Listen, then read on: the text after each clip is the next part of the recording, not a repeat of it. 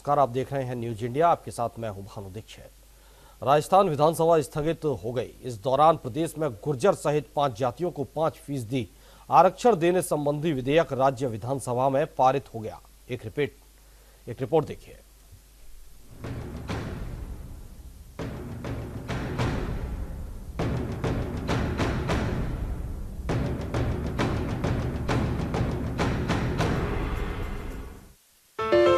राजस्थान की कांग्रेस सरकार ने गुर्जर सहित 5 जातियों के साथ ही महिला और सवर्ण वोट बैंक को खुश करने की कोशिश की। इसके तहत प्रदेश में गुर्जर सहित 5 जातियों को 5% आरक्षण देने संबंधित विधेयक राज्य विधानसभा में पारित हो गया।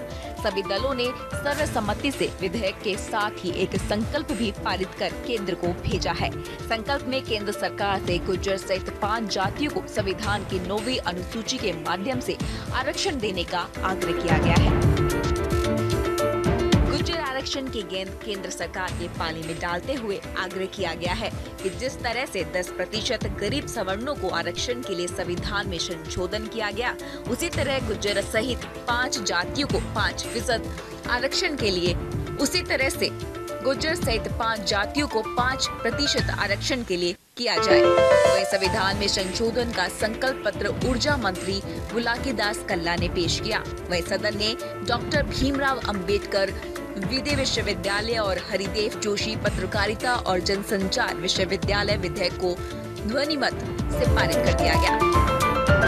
बहरहाल इससे पहले विधानसभा में 2 बार 2015 और 2017 में गुर्जर आरक्षण को लेकर बिल पेश किया जा चुका है, लेकिन दोनों ही बार हाईकोर्ट से वो रुक गया। इस बार 5% आरक्षण को लेकर 2017 के कानून में संशोधन किया गया है। ऐसे में अब देखना होगा कि क्या इस बार आरक्षण की मांग करने वाले गुर्जरों की मांगे पूरी होगी या फिर से पक्ष और विपक्ष के बीच फंसकर रह जाएगी। न्यूज इंडिया के लिए जयपुर से संवाददाता रमेश पुरोहित की रिपोर्ट। राजस्थान विधानसभा स्थगित होने के बाद डिप्टी सीएम सचिन पायलट ने गुर्जर आरक्षण पर कहा कि केंद्र सरकार से आग्रह करेंगे, जिस प्रकार 10% आरक्षण आर्थिक आधार पर सुनिश्चित किया गया है, संविधान में संशोधन करने के बाद उसी तर्ज पर 5% आरक्षण भी दिया जाएगा। ये प्रस्ताव भी पारित किया है कि केंद्र सरकार से आग्रह करेंगे कि जिस प्रकार 10% का आरक्षण आर्थिक आधार पर सुनिश्चित किया है संविधान में संशोधन करने के बाद, उसी तर्ज पर अगर जरूरत पड़ेगी तो संविधान का संशोधन करेंगे। इसमें हम पूरा समर्थन करेंगे केंद्र सरकार का, अगर आगे बढ़कर वो संविधान संशोधन कराते। सभी लोगों को, समाज के सभी लोग जो पिछले कुछ दिनों से आंदोलन कर रहे थे, सड़कों को जाम किया था, रेल पटरी पर बैठे थे, बहुत पीड़ा उनको भी हुई और प्रदेशवासियों को भी, देशवासियों को भी बहुत दिक्कत का सामना करना पड़ा। अब समस्या का समाधान हो चुका है और जो मांग रखी गई थी उसको 100% पूर्णतः आज विधानसभा ने और सरकार ने पारित किया है। इसलिए मैं समझता हूँ सब लोगों को अपना रास्ता साफ कर देना चाहिए, आंदोलन को समाप्त कर देना चाहिए शांतिप्रिय तरीके से, क्योंकि विधानसभा का सत्र चालू था। इस मौके का फायदा उठाकर प्रदेश की सरकार ने इस विधेयक को आज यहाँ पर रखकर पारित करवाया। ये विधेयक जो पारित हुआ है, ये मैं समझता हूँ राजनीति से ऊपर उठकर किया है। कांग्रेस की सरकार ने ये विधेयक हम लेकर आए, भाजपा ने हमारा समर्थन किया, मैं उनका धन्यवाद करना चाहता हूँ। अब संविधान संशोधन के लिए अगर केंद्र सरकार से कहीं मदद की जरूरत पड़ेगी तो कांग्रेस पार्टी पूरी तरह भाजपा का साथ देगी ताकि संविधान संशोधन हो सके।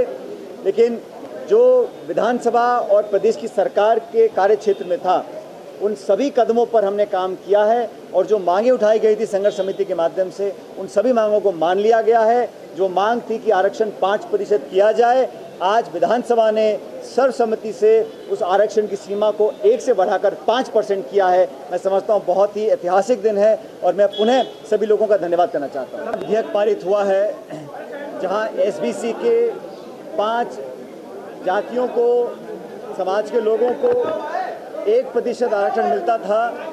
आज मुझे खुशी है बताते हुए कि राजस्थान की विधानसभा ने सर्वसम्मति से एक नया विधेयक पारित किया है जहां पर 5% का आरक्षण सुरक्षित किया गया है। इसके साथ ही साथ 200 के 200 विधानसभा सदस्यों ने सर्वसम्मति से ये भी आग्रह किया है कि इस कानून को संविधान की 9वीं सूची में डाला जाए और एक रेजोल्यूशन पास किया है कि जिस प्रकार आर्थिक आधार पर 10% का आरक्षण केंद्र सरकार ने संविधान के संशोधन के पश्चात सुनिश्चित किया है, उसी तर्ज पर इस कानून को भी संरक्षण मिले और संविधान में संशोधन हो ताकि ये 5% का जो आज आरक्षण विधानसभा राजस्थान ने पारित किया है वो संविधान का संशोधन हो सके दिल्ली में भी। इसके लिए मैं धन्यवाद देना। जयपुर में चुनाव आयोग की तरफ से ओटीएच के पटेल भवन में प्रदेश स्तरीय चुनाव स्तरीय मास्टर ट्रेनर का आयोजन हुआ। लोकसभा चुनाव को लेकर 2 पारियों में प्रशिक्षण हुआ। सुबह 10 बजे से शाम 6 बजे तक ये चुनाव संबंधी ट्रेनिंग चलेगी। कुल 104 डीएलएमटी 33 जिले से पहुंचे हैं। चुनाव आयोग की ट्रेनिंग के लिए ट्रेनिंग सीख अपने अपने जिले में अध्यापक ट्रेनिंग देंगे। वोटर स्लिप के आधार पर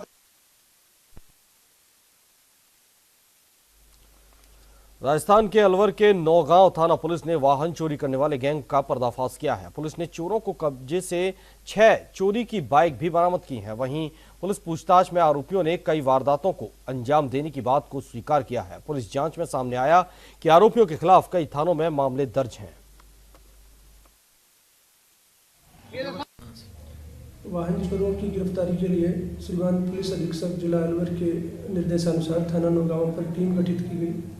इस टीम ने कार्रवाई करते हुए 3 वाहन चोरों को गिरफ्तार कर उनके कब्जे से 6 मोटरसाइकिलें बरामद की हैं।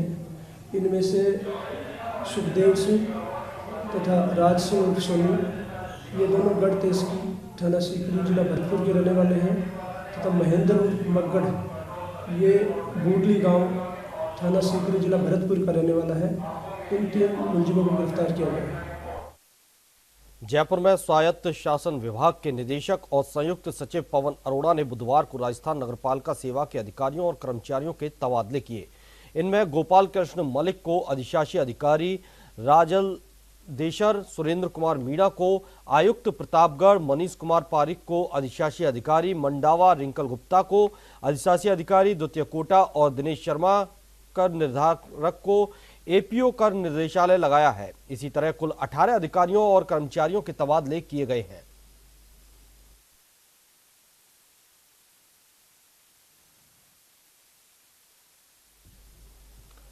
जयपुर शहर में अब तक की सबसे बड़ी कार्रवाई करते हुए 1000 किलो नकली पनीर पकड़ा गया है। जानकारी के मुताबिक सेंट्रल टीम ने श्यामनगर की कोमल पनीर उद्योग में सीएमएचओ प्रथम नरोत्तम शर्मा के निर्देश पर कार्रवाई की। टीम की कार्रवाई के बाद कारोबारियों में हड़कंप मचा हुआ है।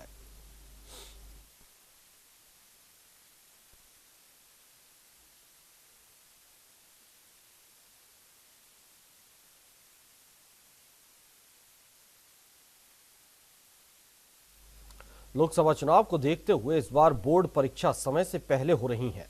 7 मार्च से बोर्ड परीक्षाएं शुरू हो जाएंगी। ऐसे में जहां बोर्ड मंडल पेपर की तैयारियों में लगा है, तो वहीं बच्चे भी परीक्षा की तैयारियों में जुट चुके हैं। एक रिपोर्ट देखिए।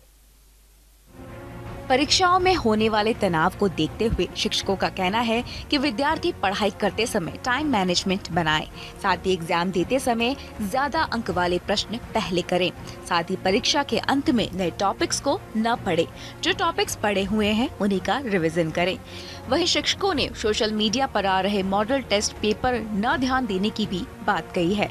वहीं अभिभावक भी इस बात को मान रहे हैं कि बच्चों पर तनाव बना है, लेकिन पेरेंट्स भी इसका पूरा ध्यान रख रहे हैं कि उन्हें तनाव मुक्त रख सके। जी देखिए, बिल्कुल मैं नहीं मानता इस तरह का कोई प्रेशर जो है वो स्टडी में दिया जाना चाहिए। मैं नहीं समझता कि विद्या अर्जन जो है वो इस तरह की चीज है कि जो दबाव से आप प्राप्त कर सके।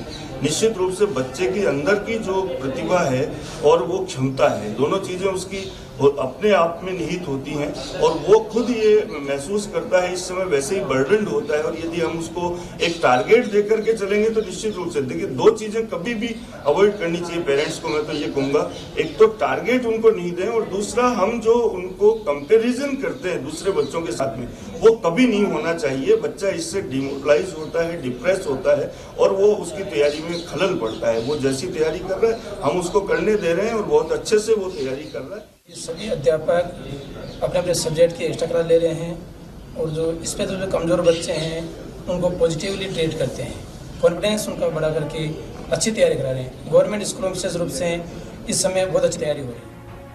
वहीं इस बार सरकारी स्कूलों में हो रही प्री बोर्ड परीक्षा से बच्चों को कई हद तक मदद मिल रही है। वहीं मनोवैज्ञानिक विश्वास चौधरी ने बच्चों को टिप्स देते हुए कहा कि ज्यादा से ज्यादा टॉपिक्स का रिवीजन करें। वहीं बोर्ड एग्जाम के दौरान सोशल मीडिया पर वायरल टेस्ट पेपर को बिल्कुल फॉलो न करें, ये आपका दिमाग डाइवर्ट कर सकता है। उन्होंने कहा, बोर्ड परीक्षा को लेकर पेरेंट्स भी अपनी जिम्मेदारी समझे और बच्चों पर अनावश्यक दबाव न बनाएं।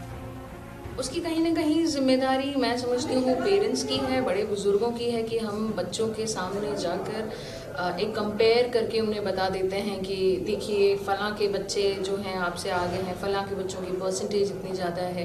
आप अपने बच्चों पे इस तरह का प्रेशर ना डालें, अपने बच्चों की खूबसूरती, उनकी ताकत समझें कि उनका बच्चा किस में एक्सेल कर सकता है। और अगर बच्चा खुद अपनी एबिलिटी को पहचान रहा है, बहुत अच्छी बात है, अपने इंटरेस्ट एरिया को जान रहा है, बहुत अच्छी बात है। अगर वो नहीं ऐसा कर पा रहा है तो पेरेंट्स हेल्प करें अपने बच्चे के एप्टीट्यूड, एटीट्यूड, इंटरेस्ट के बारे में जानने। गौरतलब है कि बोर्ड परीक्षाओं में कम समय रहने के चलते शिक्षक और अभिभावक छात्रों को जरूरी टिप्स दे रहे हैं, जिसके चलते स्टूडेंट्स के परीक्षाओं में काफी हद तक मदद मिल सकती है। न्यूज इंडिया के लिए जयपुर से मोनिका शर्मा की रिपोर्ट। बुधवार को सड़क से लेकर सदन तक किसानों के मुद्दे को लेकर पक्ष और विपक्ष आमने सामने दिखाई दिए। एक और जहां विपक्ष ने सड़क से लेकर सदन तक सरकार को घेरने का काम किया, तो वहीं सरकार ने भी कांग्रेस पर जबरन हंगामा करने वाला दल बताकर नेता प्रतिपक्ष के कार्यालय पर न केवल धरना दिया, बल्कि कांग्रेस पर बेवजह सदन में बहस से बचने की कोशिश बताया। कांग्रेस के विधायक मनोज रावत ने कहा कि राज्य की आधी आबादी किसानों की है, इसके बाद भी राज्य सरकार किसानों के लिए अपने वायदे के तहत किसानों के भुगतान नहीं मिल पाया है। उन्होंने बताया कि इस मुद्दे पर अब तक 18 बार सवाल लगाए जा चुके हैं, इसलिए 310 नियम में चर्चा की मांग कर रहे थे। वहीं सरकार ने विपक्ष के रवैये को ही गड़बड़ बता दिया।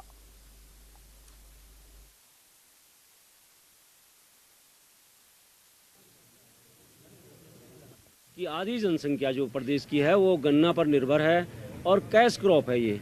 और बड़ी शर्मनाक स्थिति है कि विधानसभा चुनावों से पहले चुनाव के दौरान जिस पार्टी ने गन्ना किसानों से वादा किया था कि हम चुनाव होते ही, सरकार बनते ही 15 दिन में हम भुगतान कर देंगे, और फिर महामहिम राज्यपाल का विधानसभा गठन होने के बाद महामहिम राज्यपाल का जो पहला अभिभाषण हुआ है उसमें भी इन्होंने वादा किया कि हम 15 दिन के भीतर गन्ना का जो शेष अवशेष धनराशि है गन्ना किसानों को दे देंगे। लेकिन आज 2 साल होने को हैं, फिर से तीसरी बार महामहिम राज्यपाल का अभिभाषण हो रहा है, लेकिन अभी तक गन्ना किसानों को उनका भुगतान नहीं किया गया।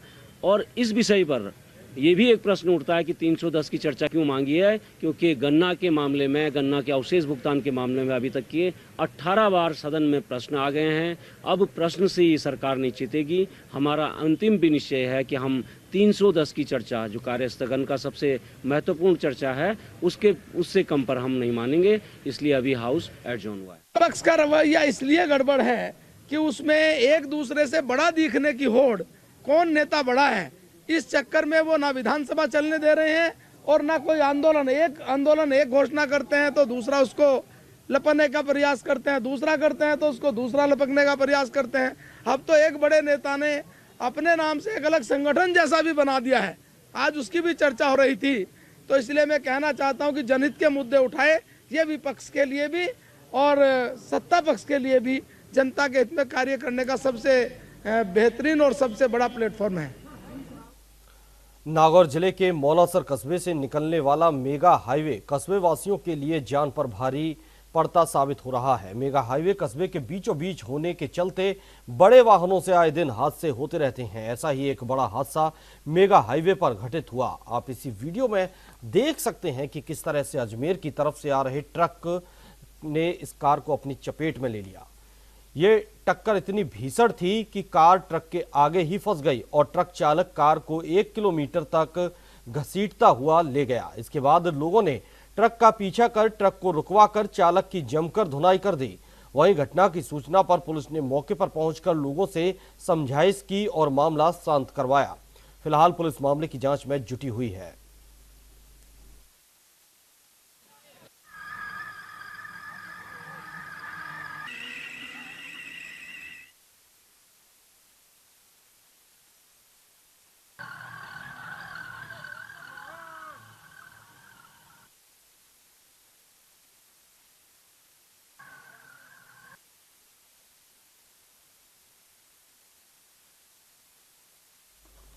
बरेली के बहेड़ी में जूतों के शोरूम में आग लग गई। आग ने इतना भयानक रूप ले लिया कि उसके पीछे कपड़े और जूतों के गोदाम को भी अपनी चपेट में ले लिया। वहीं आग की सूचना पर पुलिस और दमकल की गाड़ियों ने मौके पर पहुंचकर कड़ी मशक्कत के बाद आग पर काबू पाया। इस दौरान शोरूम मालिक ने बताया कि उसकी दुकान और उसके गोदाम में लगभग 1 से 1.5 करोड़ और पड़ोस की दुकान में लगभग 30 लाख रुपए का नुकसान हुआ है। फिलहाल पुलिस आग लगने के कारणों की जांच में जुटी हुई है।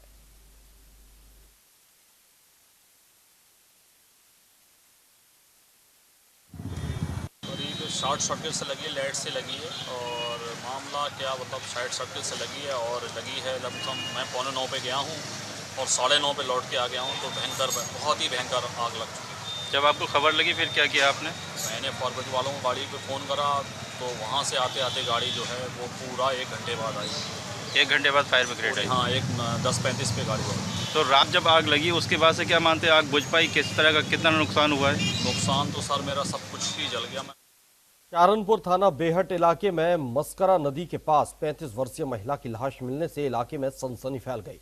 वहीं ग्रामीणों ने नदी में महिला का शव होने की सूचना पुलिस को दी, जिस पर पुलिस ने मौके पर पहुंचकर शव का पंचनामा भर पोस्टमार्टम के लिए भेज दिया। साथ ही मृतका के परिजनों को भी सूचना दे दी गई है। फिलहाल पुलिस ने मामला दर्ज कर जांच शुरू कर दी है।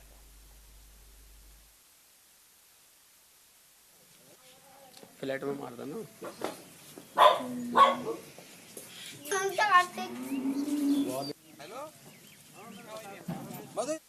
सहारनपुर में जहरीली शराब कांड की जांच करने के लिए एसआईटी टीम नागल थाना क्षेत्र के गांव उमाही कला पहुंची, जहां टीम ने मृतकों के परिजनों के साथ बात की। इसके साथ ही सभी ग्रामीणों के बयान रिकॉर्ड किए गए। फिलहाल पूरी जांच से मीडिया को दूर रखा जा रहा है। मीडिया को केवल स्टिल फोटोग्राफी की ही अनुमति दी गई है। एसआईटी टीम अफसरों का कहना है कि जांच के बिंदुओं को अभी सार्वजनिक नहीं किया जा सकता है। जब जांच पूरी हो जाएगी तो इसकी रिपोर्ट शासन को दी जाएगी।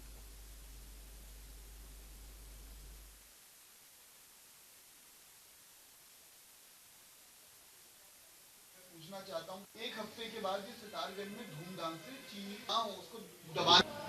हम लोग प्रधानमंत्री माननीय नरेंद्र मोदी का विरोध नहीं कर रहे हैं, लेकिन जो पूरे दुनिया के जितने प्रधानमंत्री हैं सबसे झूठ बोलने वाले प्रधानमंत्री नरेंद्र मोदी जी हैं, उनका हम लोग विरोध कर रहे हैं कि जनता के साथ में आकर के जो वादा किए उन्होंने 14 में कि हम 2 करोड़ लोगों को रोजगार देंगे, 15 लाख रुपया हर खाते में डालेंगे, बेरोजगारों को रोजगार देंगे, लेकिन हालात ये हो गया कि सारा वादा उनका झूठा गया और ये पूरी जनता आज उनका विरोध कर रही है। पूरी सहारनपुर में एक दंपत्ति ने कलेक्ट्रेट परिसर के अंदर बनी पानी की टंकी पर चढ़कर विरोध प्रदर्शन किया। बताया जा रहा है कि पिछले कई दिनों से ये दंपत्ति अपनी बेटी के गायब होने से परेशान है। इसी के चलते इन्होंने ये कदम उठाया। बता दें कि पीड़ित दंपत्ति ने कई बार सहारनपुर डीएम के सामने न्याय की गुहार लगाई, लेकिन किसी ने उनकी नहीं सुनी। वहीं 1 घंटे की मशक्कत के बाद एसपी सिटी और सिटी मजिस्ट्रेट ने दोनों को समझाया और उचित कार्रवाई करने का आश्वासन दिया।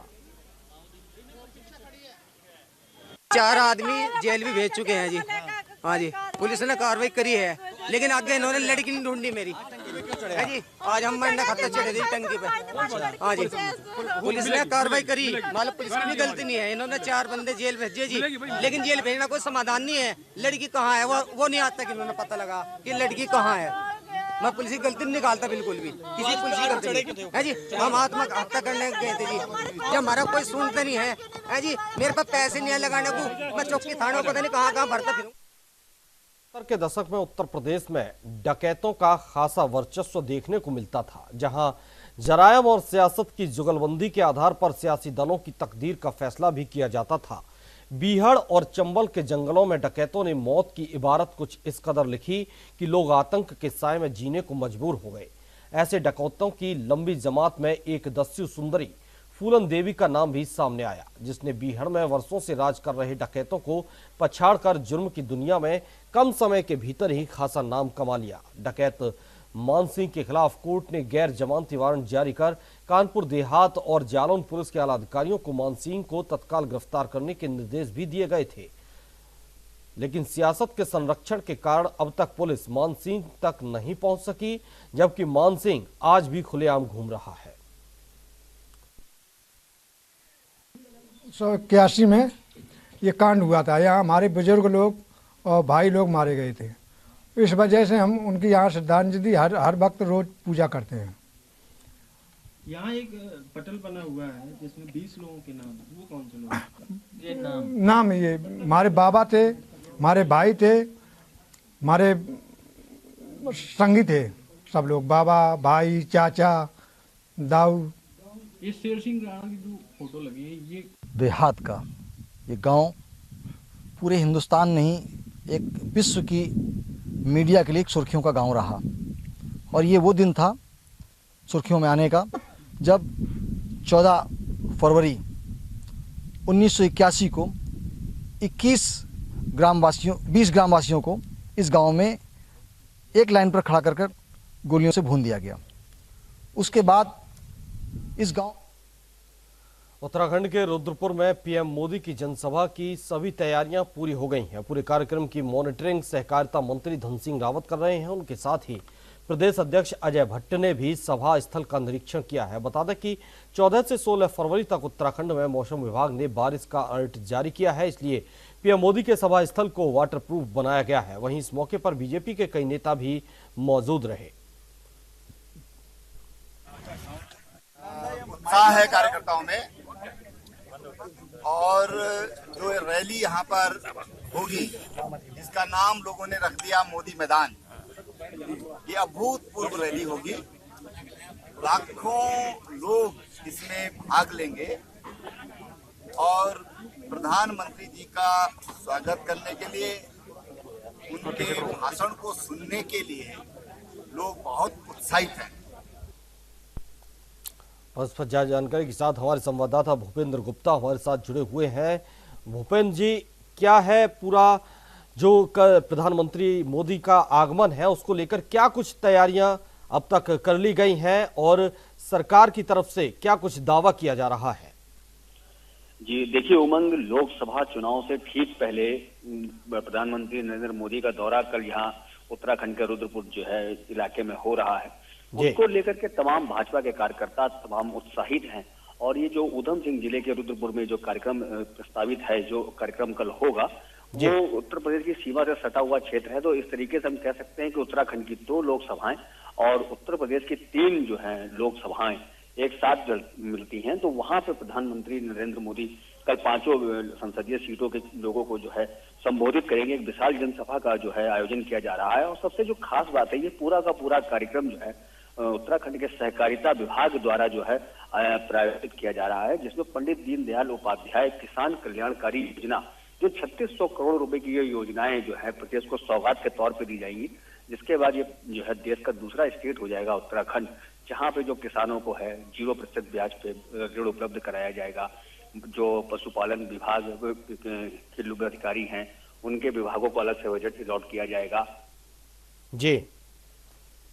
जी भूपेंद्र, आपका बहुत बहुत शुक्रिया तमाम जानकारी के लिए।